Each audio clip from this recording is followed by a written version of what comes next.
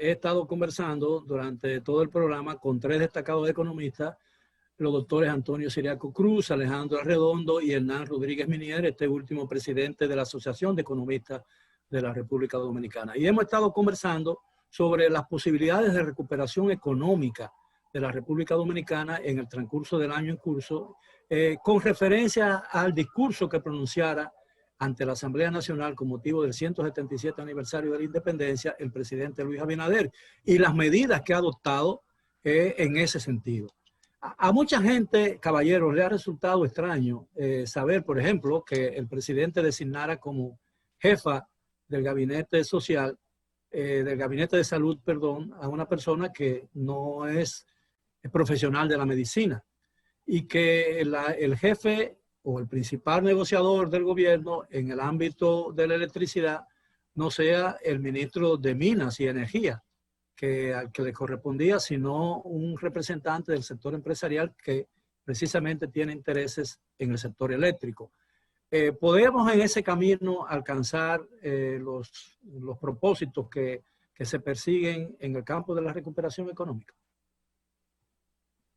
Bueno, yo diría en ese sentido de que, bueno, ambos son empresarios, eso no le quita méritos, ¿verdad? Para poder, pero creo que no se envía el mejor mensaje porque entiendo de que lo que se está planteando es de que tenemos un gobierno corporativo, de que tenemos un gobierno de que crea estructuras para beneficiar a determinados sectores empresariales de la República Dominicana, independientemente quizás esa no sea la idea del señor presidente de la República en ese sentido.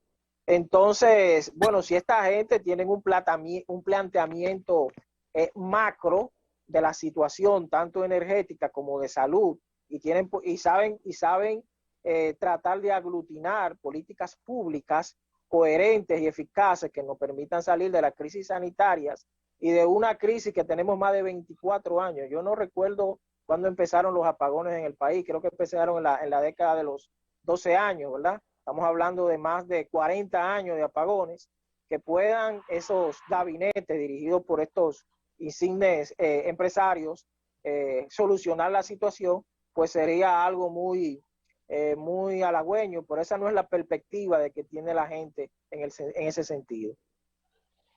Bueno, yo pienso que el sector público, y yo creo que nosotros tenemos un déficit institucional en la República Dominicana. Yo creo que hay todo ya un sector público diseñado. Hay 23 ministerios y cada ministerio tiene sus responsabilidades. Entonces yo creo que muchas veces sobrecargar con otras estructuras, aunque sean, vamos a decir, en términos nominales, pero formar un gabinete eléctrico, formar un gabinete de salud, formar un gabinete económico, como que generalmente turismo genera situaciones que pueden entrar en contradicciones en ese sentido y le quita muchas veces capacidad al órgano que en muchos casos puede liderar algún sector tan importante. Por ejemplo, el sector eléctrico está muy bien definido. Aquí hay un ministro y se ha hecho una reforma importante en ese sector. Hay un ministerio de energía y mina que ese ministerio dice que se va a reagrupar todas las instituciones que están en ese sector. Incluso hay un mandato dentro del mismo pacto eléctrico para que ya se vaya eliminando la Corporación Dominicana de Empresas Eléctricas Estatales y se convierta en un elemento mucho más chico y forme parte de ese sector. Entonces, yo creo que eso en cierta manera no envía. Pero el problema es que aquí como que tardamos mucho en ejecutar lo que ordenan las leyes. Por ejemplo, la ley de capitalización de la empresa pública determinaba que para mucho antes de esta época el CEA y la CDEE ya no existieran. Bueno, pero es lo que digo, que hay un problema de carácter institucional y yo pienso que lo que hay que agilizar esos procesos si hay un mandato de ley y no crear otras estructuras muchas veces que están por encima de otros ministerios. Bueno, voy por la misma línea del maestro Ciriaco Cruz. Ese déficit institucional, yo apuesto a que en nuestro país se institucionalice, que las instituciones y todo el personal, el capital humano que hay en esas instituciones puedan entonces llevar políticas públicas a cabo, que la puedan ejecutar. Porque si vemos el pasado gobierno, no me gusta mencionarlo, pero el pasado gobierno tenía las mesas presidenciales de tal cosa, mesas presidenciales de exportación, mesas presidenciales del sector eléctrico. Y acá tenemos los gabinetes. O sea, ¿por qué no le damos fuerza entonces a las instituciones que han sido creadas mediante leyes? Yo creo que es un trabajo en equipo, que el que haya un representante de tal o cual sector es una institución, no, pero por debajo de él están los equipos que, de técnicos que tienen la propuesta, pero además se trabaja con el método de metas presidenciales que se planteó en el programa de gobierno y eso se está llevando a cabo. Ahora, los pronósticos del Banco Central coinciden en lo que tiene que ver con la proyección de crecimiento de la economía dominicana con lo del Fondo Monetario Internacional, aunque con algunas diferencias, ¿no? Con ese ritmo de crecimiento en lo que va del año, ¿qué tiempo nos tardaría recuperar la economía previo a la pandemia? Mira, hay que diferenciar varias cosas. El ritmo de crecimiento de la economía puede crecer este año en un 6% y retornar a su ritmo de crecimiento potencial, como decía Alejandro. Sin embargo, otra cosa es la recuperación del ingreso per cápita y otra cosa es la recuperación también del ingreso del PIB en dólares. Eso se lleva más tiempo. Aún la economía creciendo un 6%, esa recuperación implica que para nosotros tener la capacidad que tuvimos en el año 2019 en términos de producción, en términos de ingreso per cápita y en términos de ingreso en dólares, vamos a decir, PIB en dólares, la recuperación tendría que ser a partir del 2024, porque no es tan fácil realmente. Lo que ha perdido la República Dominicana ha sido una cantidad considerable y eso entonces tendría también que recuperar el nivel de empleo que tuvo antes de la pandemia. Y eso no es tan fácil, porque aún la economía pueda crecer un 6%, la recuperación de los empleos también y de los salarios es mucho más lenta, porque eso casi siempre ocurre en las crisis o posteriormente a las crisis en las economías. Obviamente, aunque las obras anunciadas por el presidente Luis Abinader parezcan un poco irrealistas, como dicen algunos economistas, es evidente que si lograra llenar muchas de esas expectativas, la economía podría comenzar a recuperarse con una celeridad mucho mayor de lo que ha sido hasta ahora, ¿no? De manera pues que el gobierno va a tener que hacer énfasis, supongo, y esa opinión puede darla a ustedes con más certeza, de que tiene que incluso apelar a un mayor endeudamiento para poder financiar muchas de esas obras. Algunas de las cuales quizás paguen la inversión que en ellas se realicen, ¿no? Sí, lógicamente, como planteé al principio, el sector de construcción y la inversión y el gasto en capital, en la construcción de esas obras pueden dinamizar la economía y acelerar un poco más el proceso de recuperación en la República Dominicana. Yo pienso lo mismo, de que, bueno, es un plan de obra muy ambicioso, pero yo tengo la perspectiva que si el Estado por lo menos un 50% o un 40% de las obras que ha anunciado, por lo menos empieza su ejecución en lo que va de año, pues el ritmo de crecimiento de la economía sería un poco más dinámico en ese sentido. Podríamos hablar de que quizás la economía crezca en signos positivos. Recuerden que tuvimos un decrecimiento el año pasado y que en este año todavía se proyecta tener un decrecimiento, aunque en menor cuantía, de quizás un 1, un 2%, y quizás ya a partir del año 2022 la economía se enrumbe en crecimiento mucho más elevado, pero quiero tomar en cuenta lo que acaba de expresar el maestro Antonio Siriaco Cruz, en donde independientemente la economía, porque recuerde que la economía, el PBI, que es el principal indicador con que se mide el crecimiento de una economía, tiene dos tipos de ese indicador, el PBI real y el PBI nominal.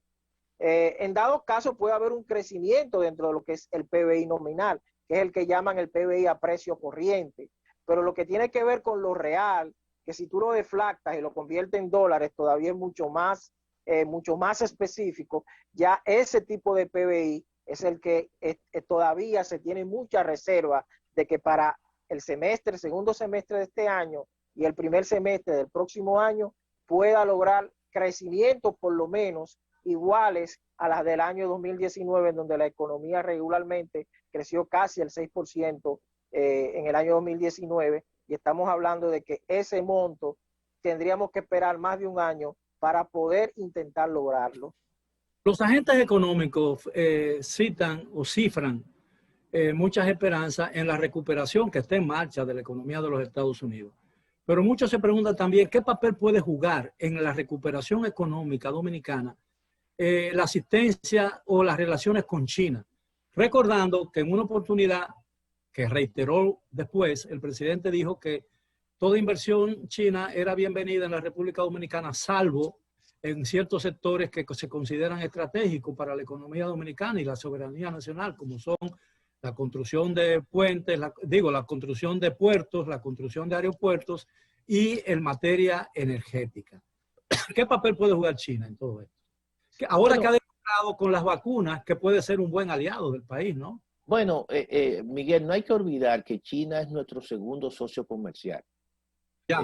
Cuando uno suma lo que la República Dominicana exporta, que es muy poco a China, pero las importaciones que hacemos de China es muy grande. Por lo tanto, ese intercambio comercial es el segundo mayor que tiene la República Dominicana. Pero muy deficitario. Después, claro, muy deficitario. Pero también hay que tomar en cuenta que muchas de esas materias primas que vienen de China son baratas. Y entonces eso tiene un impacto en los costos de producción de muchas empresas.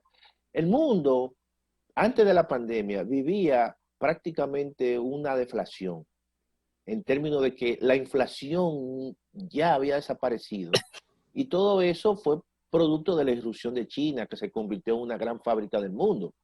Entonces, en ese sentido, ahora, hay otro elemento que es hacia donde China, como un poder hegemónico, ha venido incidiendo en América Latina, que era y fue a través de los créditos. Generalmente, hoy en día, América Latina está muy endeudada con China y básicamente países de América del Sur y muchos países del Caribe y muchos países centroamericanos. Entonces, en esta recuperación, yo creo que como China va a ser el país que más rápido se está recuperando, va a crecer este año más de un 8%, nosotros podemos utilizar gran parte de ese excedente que tiene China de financiación y como quizás no tengamos que endeudar, conseguir créditos bilaterales baratos. Y eso es un elemento que no podemos nosotros sacar de la ecuación en la recuperación. El hecho de que China se haya convertido, el hecho de que China lidere por la ausencia y el alejamiento de los Estados Unidos, lo que se considera como el mejor tratado comercial existente del sudeste de asiático, ¿no? Eso puede influir en las relaciones comerciales entre de la República Dominicana como ha sido hasta el momento. Sí, bueno, sí, eso puede influir en ese acuerdo comercial que se firmó en Pacífico. Pero yo quiero matizar un poco con relación al planteamiento que hizo usted, Miguel, y es de ese que ahora con un nuevo gobierno en los Estados Unidos y que la guerra comercial va a continuar, pero en otra intensidad, China puede ser un factor importante en cuanto a la inversión en la República Dominicana y establecerse empresas chinas que puedan exportar hacia ese gran mercado, aprovechándose de las preferencias arancelarias con el DERECAFTA. O sea, yo lo veo por la parte de inversiones y la parte comercial. Yo creo que, volviendo a su planteamiento de que este acuerdo comercial, más que perjudicar, beneficiarnos, nos puede perjudicar a nosotros. El acuerdo que se firmó a principios de año entre el sudeste asiático. ¿Qué consideran ustedes, señor Ciriaco y señor Rodríguez, con relación a esto último dicho por Arredondo? ¿Nos puede perjudicar ese tratado? Bueno, del que no formamos parte. Claro, claro. Exactamente, no formamos parte de él, pero quizás alguna inversión que pueda venir desde China, específicamente en el área de las maquiladoras, se traslade pues a uno de estos países debido a que quizás tengan mayores preferencias hacia la inversión, pero entiendo que todavía se le puede quizás sacar mucho provecho a las relaciones con China, y en algo que el presidente mencionó en su discurso, en la parte de infraestructura, y de donde más los chinos han aportado en América Latina ha sido en infraestructura, en construcción de puentes, en construcción de puertos y aeropuertos. Yo soy de opinión de que el presidente de la República debe de reconsiderar esa opinión de que dio de limitar la inversión china solamente a diferentes áreas y a otras áreas no, porque creo que todavía, independientemente de se haya firmado este acuerdo, que quizás no pueda afectar en la parte textil, pero hay otros elementos. Zona franca, Meniel. Sí, en la parte textil de zonas francas. Esa restricción implica hasta cierto punto una sanción, porque vamos a poner que mañana en el puerto de Manzanillo se abra una licitación pública internacional, sí, y compitan los chinos. ¿Se le va a prohibir a los chinos competir? No creo que no sería lo más obvio. Y si dan el mejor proyecto y al mejor precio, no lo vamos a aceptar porque simple y llanamente es inversión china. Exactamente. Entonces, eso plantea un dilema, ¿no?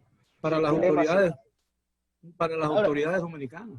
Ahora, yo pienso también, Miguel, que la política exterior debe ser aquella política, o la mejor política exterior debe ser aquella, como dicen, la del buen vecino. Y la política exterior hay que verla hoy en día, en un mundo global, muy horizontal. Y por eso yo creo que debe haber una estrategia en ese sentido, a partir de la República Dominicana, viendo, como decía Redondo y Miniel, viendo a China y a Estados Unidos como dos países que están luchando por una hegemonía. ¿Qué hicieron los chinos cuando, en términos estratégicos, durante los 4 años con el señor Trump? Bueno, que gran parte de su proceso de cadena de valor lo trasladaron a Asia y por eso conformaron ese acuerdo de libre comercio de baja intensidad, solamente un acuerdo de disminución de aranceles como un mecanismo de facilitar gran parte de su proceso en Asia y no en América Latina por el temor y la presión que estaba ejerciendo Estados Unidos. Quizás eso cambie un poco. Y entonces, en ese sentido, se vuelva a retomar esas relaciones y ese gran empuje que tenía China en América Latina. Por eso uno tiene que estar con mucho cuidado, no entrar en conflicto y tener una política y reconociendo que Estados Unidos es nuestro principal socio comercial, reconociendo que gran parte de la diáspora dominicana vive allí, pero también reconociendo que hay un empuje importante de China hacia el resto del mundo. Por lo tanto, debe haber un proceso de mucho cuidado y de equilibrio en ese proceso de relaciones con ambos países. Es mi punto de vista. Ahora, para terminar, yo tengo una pregunta muy brevemente. ¿Existen razones para creer o para pretender que podemos recuperarnos? ¿Tenemos razones para sentirnos optimistas a pesar de todas las adversidades que nos afectan en el corto y mediano plazo? Porque no me cabe duda que a lo largo el país se recuperará, porque hemos demostrado que hemos podido salir airosos en situaciones más difíciles que las que hemos salido, que estamos encarando ahora. Hemos tenido golpes de Estado, revoluciones, intervenciones americanas, ciclones, muchísimas cosas hemos tenido a lo largo de nuestra historia y el país ha sabido encauzarse hacia el desarrollo. ¿Podemos sentirnos optimistas en esta oportunidad también? yo quiero ser el primero, don Miguel, en responderle brevemente como usted ha solicitado. Mire, toda esta situación la ha traído una crisis sanitaria, es decir, no ha venido un ciclón, no ha venido una revolución, no ha venido absolutamente nada. Fue una crisis sanitaria, fue una enfermedad global de carácter muy contagioso que hizo pues que colapsara el sistema de salud y por lo tanto se crearon medidas restrictivas que han hecho de que la economía en la mayoría del resto del mundo prácticamente decrecieran y colapsaran a su vez. Entonces, yo considero que en la medida de que esta crisis sanitaria se vaya saludando, tenemos razones. Ahora, ¿qué sucede en la actualidad? Estamos vacunando, estamos con un proceso de vacunación, pero independientemente de ese proceso de vacunación que llevamos, que nos puede dar la idea de que podemos salir de las crisis sanitarias en el corto o mediano plazo, se está manejando la idea de que independientemente se vacune, ya sea el 100% o el 50%, todavía vamos a seguir en esa crisis sanitaria. Y entiendo que mientras sigamos en ese dilema, con la crisis sanitaria, que viene la variante china, que viene la variante de Japón, que viene la variante de Inglaterra, no vamos a poder lograr esa recuperación que usted dice. Bien, nos queda exactamente 1 minuto, 30 segundos para ambos. Brevemente, sí, yo estoy optimista de que la República Dominicana podrá salir a camino porque ha demostrado que ha sido una economía resiliente, porque tal como dijo el compañero o colega Hernán Rodríguez Minier, no se ha destruido fábrica, no ha sucedido muerte catastrófica, o sea, guerra, sino que las industrias están ahí. El turismo se va a recuperar y una vez que se recupere van a comenzar a llegar los turistas y va a haber, se va a reactivar la economía y la agricultura también. Bien, doctor Ciriaco. Yo pienso que en la medida en que avance el plan de vacunación, no solamente en el país, sino también en todo el mundo, yo pienso que en esa medida eso va a generar más certidumbre en los mercados y eso evidentemente va a facilitar el proceso de recuperación mucho más rápido que si se hace lo contrario.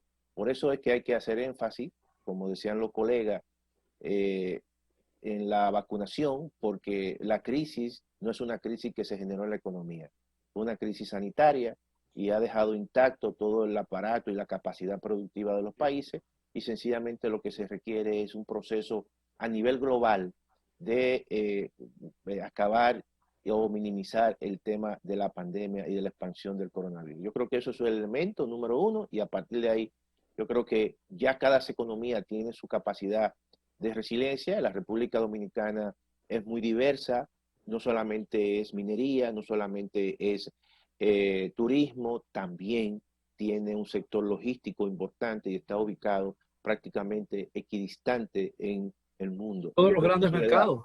Claro, y eso le da una capacidad natural para atraer inversiones a la República. Bien, solo me queda agradecerle por la magnífica oportunidad y el privilegio que me han concedido participar en este programa para tratar un tema de vital importancia, no solo para el presente, sino también para el futuro inmediato y el futuro lejano de la República Dominicana. Gracias, caballeros, por su participación.